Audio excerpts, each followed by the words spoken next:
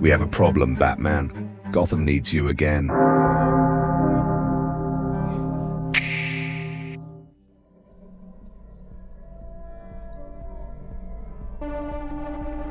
Sephiroth is a fallen hero who found out he was created in a lab and decided humanity needed to die for it.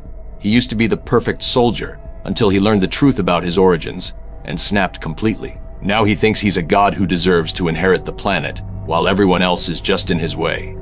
The plan must deal with someone who has superhuman strength, speed, magic powers, and a god complex that makes him see all other life as inferior. His biggest weapon isn't his sword or his spells, but his absolute belief that he's evolution's next step, and that fighting him is pointless. He's basically a walking natural disaster with the intelligence to plan ahead, and the power to back up his threats.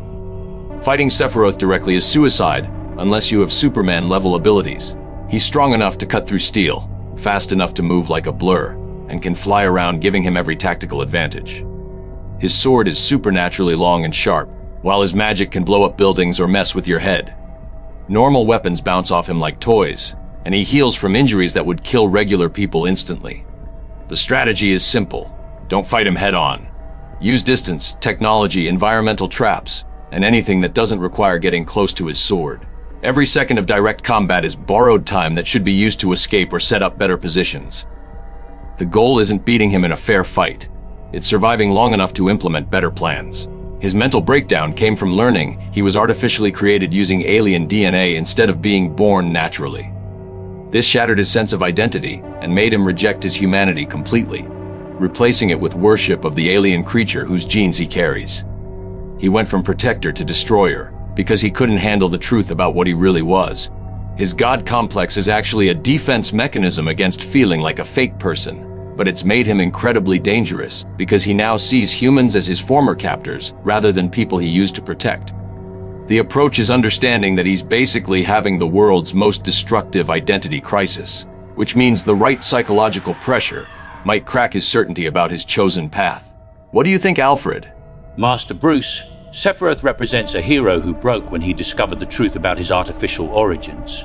His transformation from protector to destroyer stems from psychological trauma rather than inherent evil. The tragedy is that being created rather than born doesn't diminish the genuine heroism he showed before his fall, but his shattered mind cannot accept this. Perhaps the approach should focus on helping him understand that worth comes from choices and actions, not from how one was made. Sometimes the most important victory is convincing someone that artificial doesn't mean meaningless.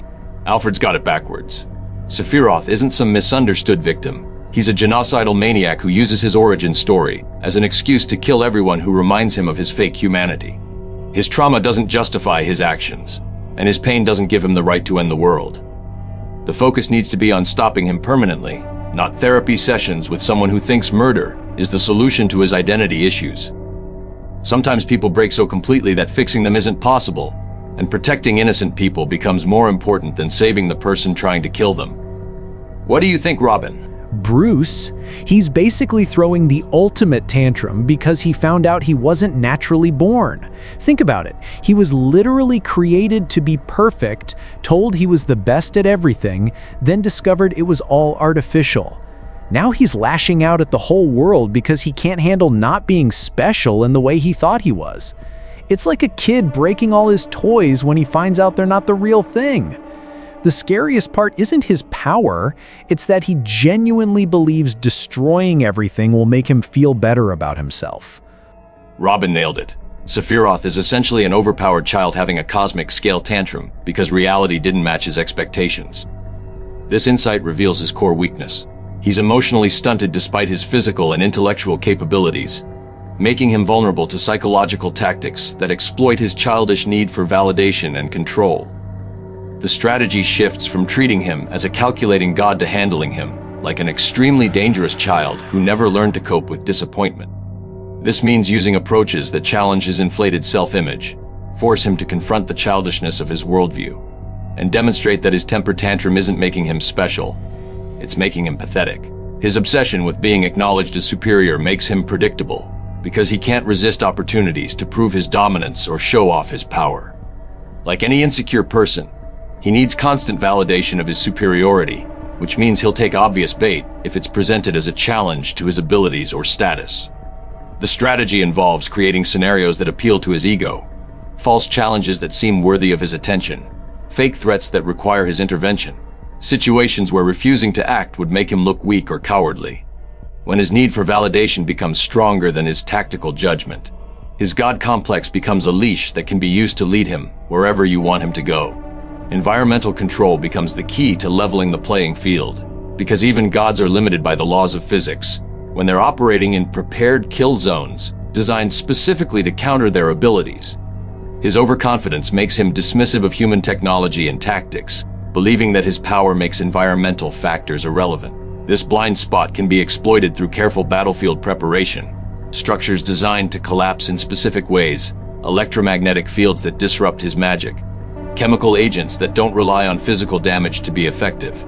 The goal is making his superhuman abilities work against him in environments where being stronger, faster, or more magical actually creates disadvantages rather than advantages. The final truth is that Sephiroth represents what happens when perfection becomes a prison and identity becomes an obsession. When someone's entire sense of self depends on being special, discovering their artificial breaks them completely rather than just changing their perspective. His defeat requires proving that throwing gods are still just throwing children. That power without wisdom is ultimately self-destructive.